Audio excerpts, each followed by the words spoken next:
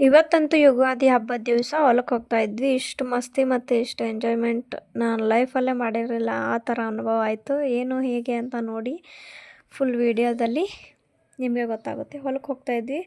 ನೋಡಿ ಹೊಲಕ್ಕೆ ಹತ್ರ ಸ್ವಲ್ಪ ರೋಡ್ ರೆಡಿ ಮಾಡ್ತಿದ್ದಾರೆ. ತುಂಬ ಬಿಸಿಲಿದೆ ಅಂತ ಎ ಸಿ ಆನ್ ಮಾಡಿದ್ವಿ.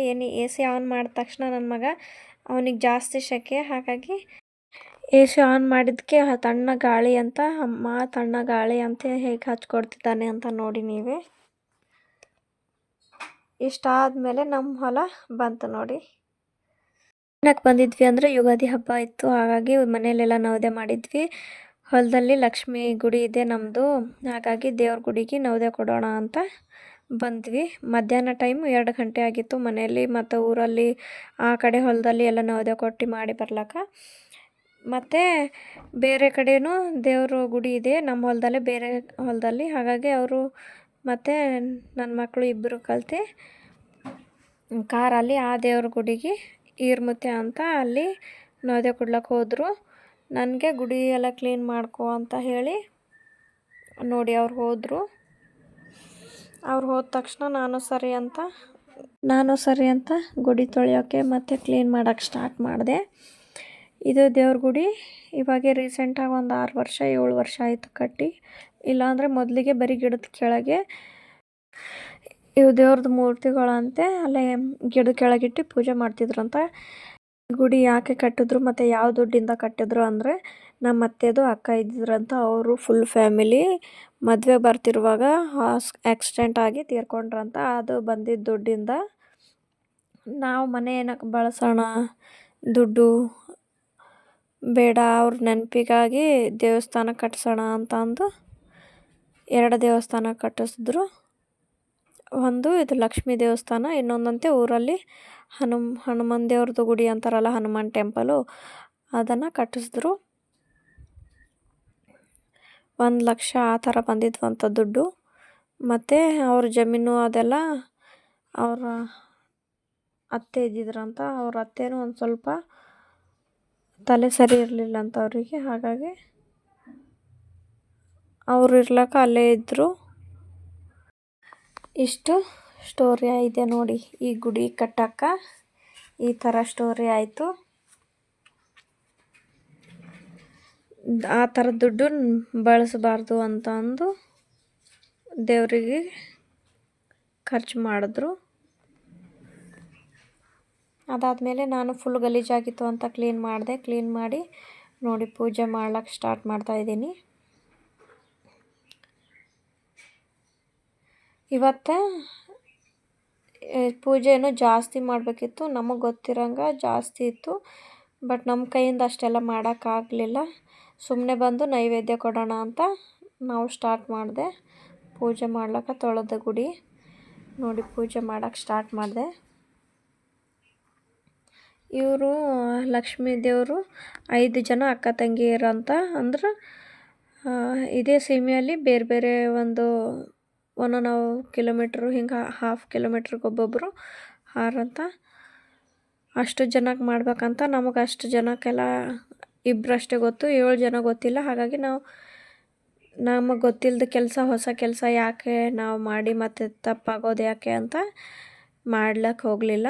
ನಾವೇ ನಮ್ಮದು ಹೊಲದಾಗಿಂದ ಗುಡಿ ಅಷ್ಟೇ ಗೊತ್ತು, ಮತ್ತು ಇನ್ನೊಂದು ಗೊತ್ತಿತ್ತು. ಹಾಗಾಗಿ ಮಾಡಿದ್ರೆ ಅಷ್ಟು ಜನಕ್ಕೆ ಮಾಡಬೇಕು, ಇಲ್ಲಾಂದರೆ ಮಾಡಬಾರ್ದು ಅಂತ ಅಂತಿದ್ರು. ಹಾಗಾಗಿ ಸರಿ ಅಂತ ನಮ್ಮ ಹೊಲದಾಗಿರೋ ದೇವ್ರಿಗಷ್ಟೇ ಮಾಡಿದ್ವಿ. ಇವತ್ತು ನೈವೇದ್ಯ ಎಲ್ಲ ನೋಡಿ ಇಷ್ಟನ್ನು ಮಾಡಿದ್ವಿ. ಇನ್ನೂ ಮಾಡಬೇಕಿತ್ತು, ನಮ್ಗೆ ಅಷ್ಟು ಇನ್ನೂ ಗೊತ್ತಾಗಲಿಲ್ಲ. ಪೂಜೆ ಎಲ್ಲ ಮುಗಿಸಿದಾದ್ಮೇಲೆ ಪೂಜೆ ಮಾಡಿದ್ದು ಎಲ್ಲ ಸ್ಟೇಟಸ್ ಹಾಕಿದಾಗ ಅವಾಗ ಎಲ್ಲರೂ ಹೇಳಿದ್ರು, ಹೀಗೆ ಮಾಡೋದಲ್ಲ, ಇನ್ನೂ ಜಾಸ್ತಿ ಮಾಡಬೇಕು ಅಂತ ಹೇಳಿದ್ರು. ಹಾಗಾಗಿ ನಮಗೆ ಹೆಂಗೆ ಗೊತ್ತೋ ಹಾಗೆ ಮಾಡಿದ್ವಿ. ಅದಾದಮೇಲೆ ನೋಡಿ ನೈವೇದ್ಯ ಎಲ್ಲ ತೋರಿಸಿದಾದ್ಮೇಲೆ ಮತ್ತು ನನ್ನ ಮಕ್ಕಳು ನಾವು ಎಲ್ಲ ನಮಸ್ಕಾರ ಮಾಡ್ಕೊಂಡ್ವಿ. ನೋಡಿ ನನ್ನ ಚಿಕ್ಕ ಮಗ ಮತ್ತು ದೊಡ್ಡ ಮಗ ಇಬ್ಬರು ನಮಸ್ಕಾರ ಮಾಡ್ತಿದ್ದಾರೆ. ನಾನು ನನ್ನ ಚಿಕ್ಕ ಮಗನಿಗೆ ನಿಕ್ಕರ್ ಹಾಕೋದನ್ನೇ ಮರ್ತು ಬಿಟ್ಟಿದ್ದೀನಿ. ಅವನು ಮಲಗಿದ್ದ. ದೇವರಿಗೆಲ್ಲ ಏನಂತಾರೆ ಪ್ರಸಾದ ಮತ್ತು ಊರಲ್ಲಿ ದೇವರಿಗೆಲ್ಲ ನೈವೇದ್ಯ ಕೊಡೋ ಟೈಮಿಗೆ ಮಲ್ಕೊಂಡಿದ್ದ. ಹಾಗಾಗಿ ಅವಾಗೆ ಎತ್ಕೊಂಡು ಬಂದ್ವಿ. ಕಾರಲ್ಲಿ ಕೂರಿಸಿದಾಗ ಅವಾಗ ಎದ್ದಿದ್ದ. ಹಾಗೆ ಮರ್ತೋಯ್ತು. ಮತ್ತು ಅದಾದಮೇಲೆ ನೋಡಿ ನನ್ನ ಮಗ ಬೇವಿಂದು ಇವತ್ತು ಯುಗಾದಿ ಬೇವು ಬೆಲ್ಲ ಅಂತಾರಲ್ಲ, ಬೇವು ಕುಡಿ ಅಂದರೆ ಕುಡಿತಾ ಇಲ್ಲ ನನ್ನ ಮಕ್ಕಳು. ನೋಡಿ ನನ್ನ ಗಂಡ ಬರೀ ರಸನಾದರೂ ಕುಡೀರಿ ಇವತ್ತು ಕುಡಿಬೇಕು ಅಂತ ಅಂದು ಕುಡಿಸ್ತಾ ಇದ್ದಾರೆ. ನಾನು ವೀಡಿಯೋ ಮಾಡೋಕೆ ಇಟ್ಟಿದ್ದೀನಿ, ಬಟ್ ನಾನೇ ಬರ್ತಾಯಿಲ್ಲ ಅದರಲ್ಲಿ. ಅಷ್ಟು ಚೆನ್ನಾಗಿ ವೀಡಿಯೋ ಮಾಡ್ತಿರೋರು ನಾನು ಕ್ಯಾಮ್ರಾಮ್ಯಾನು. ನಾನು ಕುಡ್ದೆ ಇಷ್ಟು ಚೆನ್ನಾಗಿ ಮಾಡ್ತೀನಿ ಅಂತ ನನಗೆ ಅಂದ್ಕೊಂಡಿರಲಿಲ್ಲ, ಅಷ್ಟು ಚೆನ್ನಾಗಿ ಮಾಡಿದ್ದೆ. ನಾವು 4 ಜನನೇ ಇದ್ವಿ. ನಮ್ಮ ಹಸ್ಬೆಂಡ್ದು ಫ್ರೆಂಡು ಬರ್ತಾಯಿನಿ ಅಂತ ಅಂದಿದ್ರು. ಹಾಗಾಗಿ ಅವ್ರೇನೋ ಕಾರಣದಿಂದ ಬರೋಕ್ಕಾಗಲಿಲ್ಲ, ಅದಕ್ಕೆ ನಾವೇ ಬಂದ್ವಿ. ಅವ್ರ ಫ್ಯಾಮಿಲಿ ಮತ್ತು ನಮ್ಮ ಫ್ಯಾಮಿಲಿ ಕಲ್ತು ಹೋಗೋಣ ಅಂತ ಪ್ಲ್ಯಾನ್ ಆಗಿತ್ತು. ಬಟ್ ಏನೋ ಕಾರಣದಿಂದ ಅವ್ರು ಬರಲಿಲ್ಲ. ಸರಿ ಅಂತ ನಾವೇ ಹೋಗ್ತೀವಿ. ಇವತ್ತು ಎಲ್ಲ ಪೂಜೆ ಎಲ್ಲ ಮುಗಿಸೋಕೆ 3 ಗಂಟೆ ಆಗಿತ್ತು.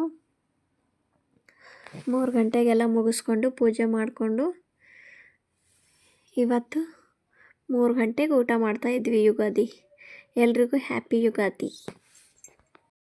ಬದುಕು ಬೇವು ಬೆಲ್ಲದಂತೆ ಸುಖವೂ ಇರುತ್ತದೆ, ದುಃಖವೂ ಇರುತ್ತದೆ. ಸುಖ ಬಂದಾಗ ಹಿಗ್ಗದೆ, ದುಃಖ ಬಂದಾಗ ಕುಗ್ಗದೆ ಬಾಳು ನಡೆಸಬೇಕು. ಈ ಯುಗಾದಿ ನಿಮ್ಮ ಜೀವನದಲ್ಲಿ ಕಹಿ ದೂರ ಮಾಡಲಿ, ಸಿಹಿ ಹಂಚಲಿ ಎಂದು ಹೇಳುತ್ತಾ ಹ್ಯಾಪಿ ಯುಗಾದಿ. ನನ್ನ ವಿಡಿಯೋ ಯಾರೆಲ್ಲ ನೋಡ್ತಾ ಇದ್ದೀರಾ, ನಂದು ವಿಡಿಯೋ ನಿಮಗೆ ಇಷ್ಟ ಆಗಿದ್ದರೆ ಈಗಲೇ ಲೈಕ್ ಮತ್ತು ಶೇರ್ ಮತ್ತು ಮರೀದೇ ಕಮೆಂಟ್ ಮಾಡಿ ತಿಳಿಸಿ. ಹಾಗೆ ಸಬ್ಸ್ಕ್ರೈಬ್ ಮಾಡ್ಕೊಳ್ಳಿ.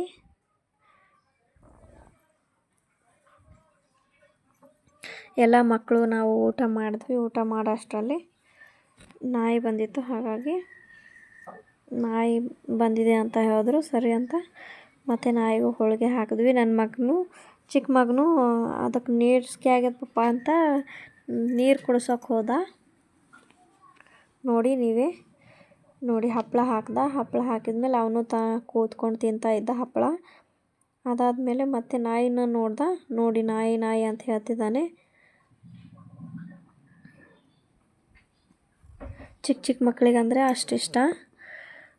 ಈ ಯುಗಾದಿ ದಿವಸ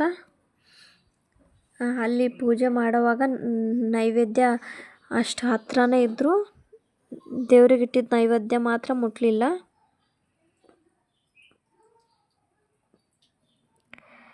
ನಾವು ಹಾಕಿದ ಮೇಲೇ ನಮ್ಮ ಹತ್ರ ಇರೋದು ಬೇವು ಎಲ್ಲ ಪ್ರತಿಯೊಂದು ಇಟ್ಟಿದ್ವಿ. ಆಮೇಲೆ ಮತ್ತು ದೇವ್ರ ಹತ್ರದ್ದು ಆವಾಗ ತಿಂತು, ಅಲ್ಲಿವರೆಗೂ ತಿರ್ಲಿಲ್ಲ. ನೋಡಿ ನನ್ನ ಮಗನು ನೀರು ಕುಡಿಸ್ಲಾ ಅಮ್ಮ ಅಂತ ಕೇಳ್ತಿದ್ದಾನೆ. ಅವ್ರ ಪಪ್ಪ ಸರಿಗೆ ನೀರು ಕುಡಿಸು ಅಂದ್ರೆ ನೋಡ್ರಿ ಬಾ ಬಾ ಅಂತ ಕರೀತಿದ್ದಾನೆ.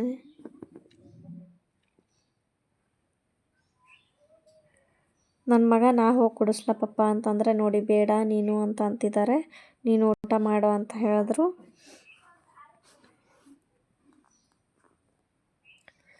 ಇವತ್ತಂತೂ ನಮಗೂ ಖುಷಿ ಅಂದ್ರೆ ಭಾಳ ಆಯಿತು. ಯಾಕಂದರೆ ನಾವು ಒಟ್ಟು ಹೊರಗೆ ಬಂದಿರಲಿಲ್ಲ ಈ ಥರ ಊಟ ಮಾಡ್ಲಿಕ್ಕೆ ಯಾವತ್ತು. ಈಗೀಗ ಜಾಸ್ತಿ ಹೊರಗಡೆ ಆ ಥರ ಓಡಾಡೋದು.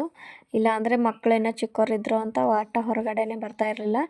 ಇವಾಗ ಅಷ್ಟೇ 2 ವರ್ಷ ಕಂಪ್ಲೀಟ್ ಆಯಿತು ಮಗನಿಗೆ ಅಂತ ಹೊರಗಡೆ ಬರ್ತಾಯಿದ್ದೀವಿ. ಊಟ ಮಾಡೋಕೆ ಮತ್ತು ಓಡಾಡೋಕೆ ಪ್ರತಿಯೊಂದಕ್ಕೆ ಹೊರಗಡೆ ಅಷ್ಟು ಹೋಗ್ತಾ ಇರಲಿಲ್ಲ ಎಲ್ಲೂ. ನೋಡಿ ಊಟ ಎಲ್ಲ ಮುಗಿಸಿದಾದ್ಮೇಲೆ ಕ್ಲೀನ್ ಮಾಡಿದೆ, ತೆಗೆದೆ ಎಲ್ಲ ಊಟ ಎಲ್ಲ ತೆಗೆದು ಕ್ಲೀನ್ ಮಾಡ್ಕೊಂಡು ಮತ್ತೆ ಚಾಪಿ ಹಾಸ್ಕೊಂಡು ನೋಡಿ ಅಪ್ಪ ಮಕ್ಕಳು ಕೂತ್ಕೊಂಡು ಆಟ ಆಡ್ತಿದ್ದಾರೆ. ಕೆಳಗಡೆ ಕೂಡಲ್ಲಂತ ಚಿಕ್ಕವನು ನೋಡಿ ಅವ್ರ ಪಪ್ಪನ ಹತ್ರನೇ ಕೂತ್ಕೊಂಡಿದ್ದಾನೆ ಆಟ ಆಡಿಸ್ಕೊಂಡು.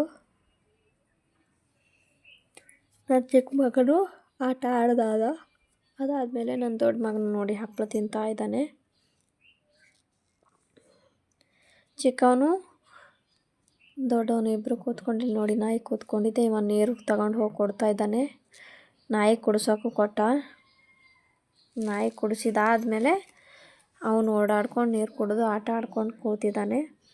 ಅದಾದಮೇಲೆ ಎಲ್ಲ ಮುಗಿಸಿದಾದ್ಮೇಲೆ ದೇವರ ಪೂಜೆ ಮಾಡಿದ್ವಿ. ಎಲ್ಲ ಮುಗಿಸಿದಾದ್ಮೇಲೆ ನೋಡಿ ಅಪ್ಪ ಮಕ್ಕಳು ಆಟ ಆಡ್ಕೊಂಡು ಕೂತ್ಬಿಟ್ರು.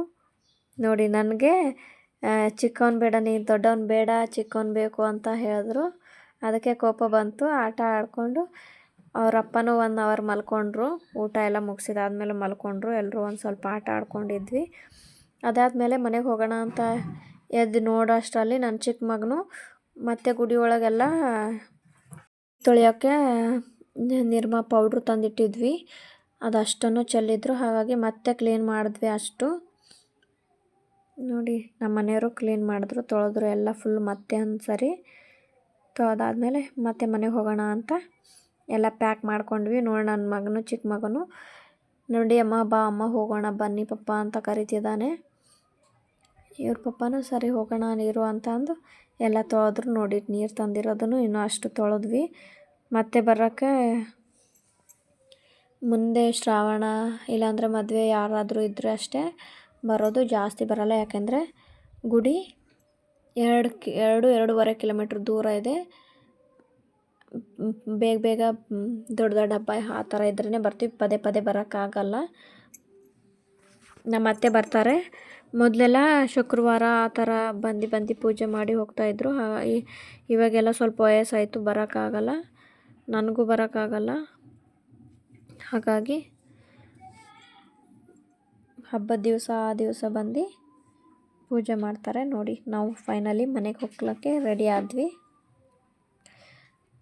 ನನ್ನ ದೊಡ್ಡ ಮಗನು ಹಿಂದ್ಗಡೆ ಕೂಡ್ತಾಯಿದ್ದ. ಯಾಕೋ ಇವತ್ತು ಮುಂದ್ಗಡೆ ಕೂಡ್ತೀನಿ ಅಮ್ಮ ಅಂತ ಕೂತ್ಕೊಂಡ. ನೆನ್ನೆ ದೇವಸ್ಥಾನಕ್ಕೆ ಹೋಗಿದ್ವಿ, ಅಲ್ಲಿ ಪೂಜೆ ಮಾಡಿಸಿದ್ವಿ ಕಾರಿಗೆ. ಅದು ಇನ್ನೂ ತೊಳೆದಿರಲಿಲ್ಲ, ಚೆನ್ನಾಗೇ ಇದೆ ಅಂತ ಹಾಗೆ ಇಟ್ಟಿದ್ವಿ.